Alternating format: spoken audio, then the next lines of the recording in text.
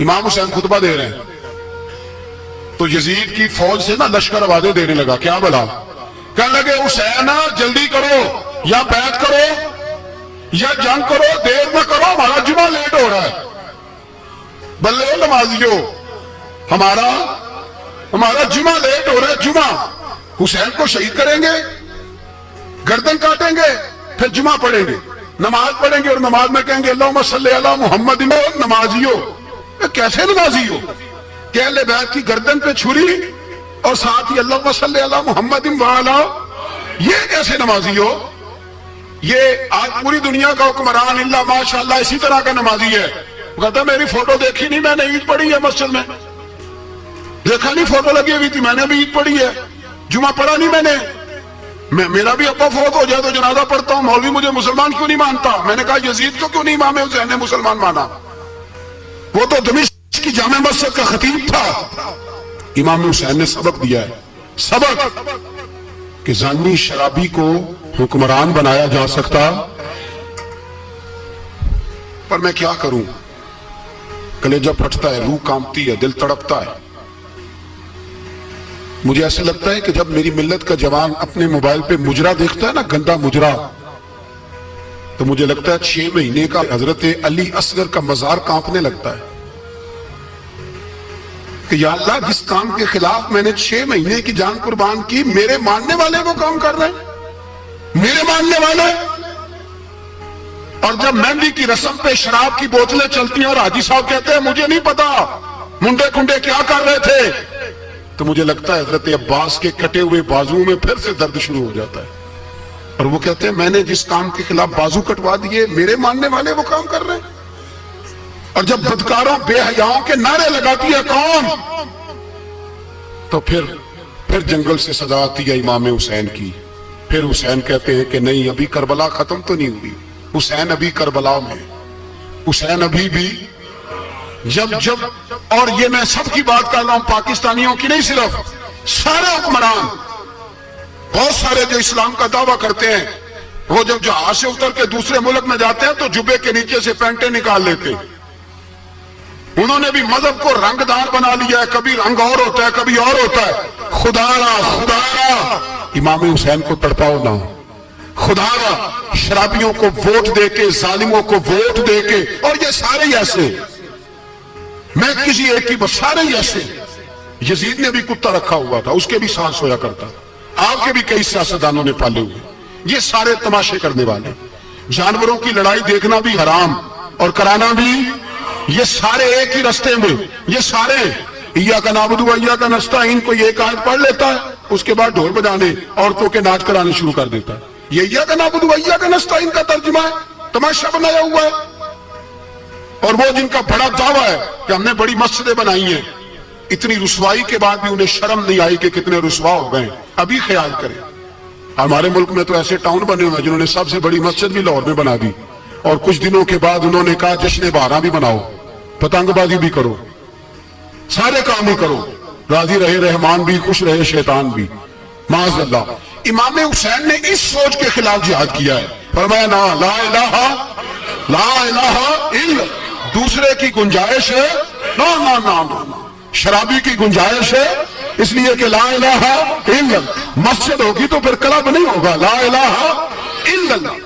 اگر اللہ کا نام ہوگا تو پھر بدکار بے حیا کی گنجائش ہے، اس لیے کہ لا الہ الا اللہ. وحدہ لا شریک دین میں کسی گند کی گنجائش ہے ہی نہیں. یہ فکر ہے امام حسین، یہ سوچ ہے. ہمارا حکمران کہتا ہے مولوی صاحب نماز پڑھنے سے کس نے روکا ہے، سارا دن پڑھو. ہم بھی مسجد بنا کے دیتے ہیں، ہماری طرف سے 5 کلے زمین میں بناؤ، ہمیں نہ چھیڑو. شراب کباب بند نہ کراؤ. آپ دیکھ لیں دبئی کے اندر کیا ہو رہا ہے، شیخ زید اسلامک سینٹر بنا، اتنی بڑی مسجد دیکھنے کو دل کرتا ہے، لیکن چند کلومیٹر پہ کلب بھی بنا ہوا ہے، سارے تماشے. بس امام حسین نے کہا ہے کہ مسجدیں بنے گی، کلب نہیں بنیں گے. یزید کہتا تھا مسجد بھی بناؤ اور شراب خانہ بھی بناؤ. امام حسین نے فرمایا نہ، شراب خانہ نہیں بننے دوں گا. اس نے کہا ٹھیک ہے، نماز کے وقت نماز اور صبح. یہ فرمایا لا الہ الا اللہ. کس طرح کا امام حسین نے؟ آپ نے فرمایا خود ہی کا سر نہاں، اقبال ترجمہ کرتے ہیں، خود ہی کا سر نہاں لا الہ الا اللہ، خود ہی کا تیغ فسا لا الہ الا اللہ، اگرچہ بت ہیں جماعت کی آستینوں میں پر مجھے ہے حکم اذاں لا الہ الا اللہ، اور بہار ہو کے خزاں لا الہ الا اللہ۔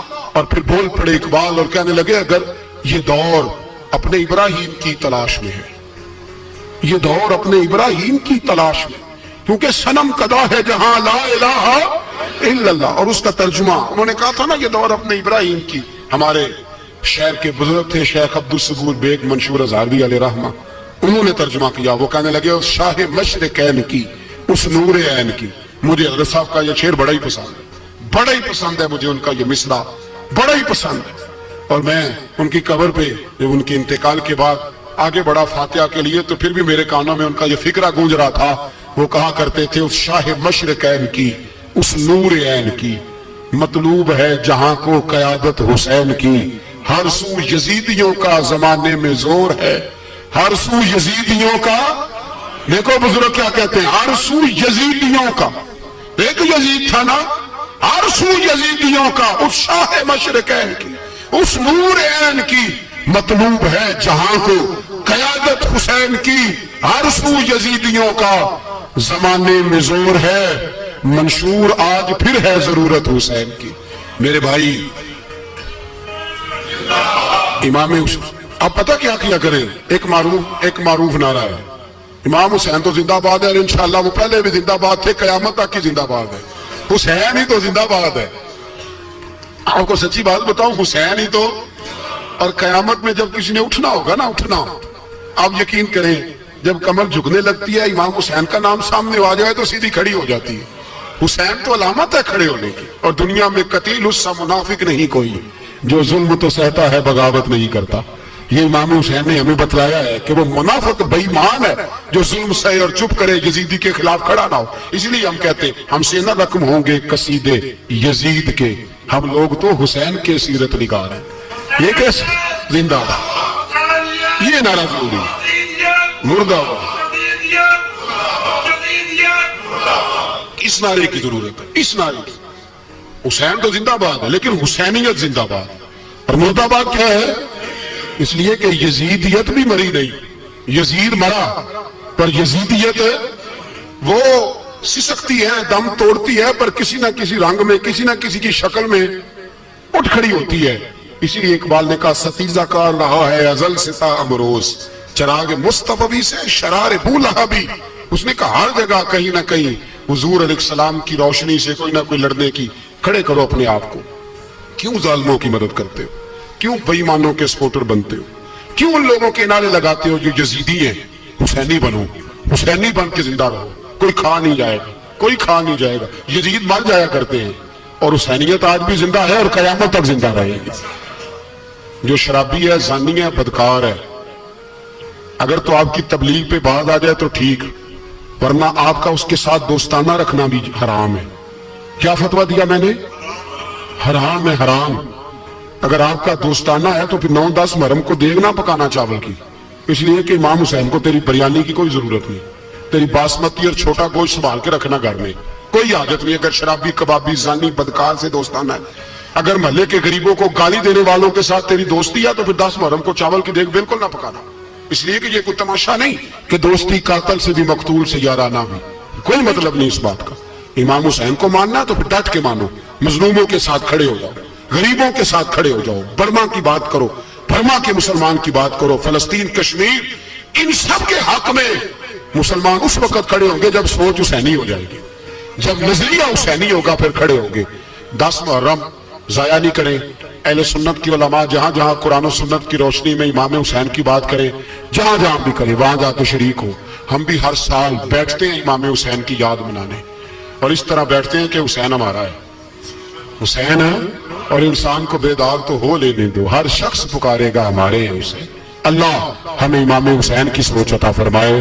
10 محرم عشاء کے بعد 10:30 بجے تک آپ حضرات تشریف لائیں۔ آخر دعوانا ان الحمدللہ۔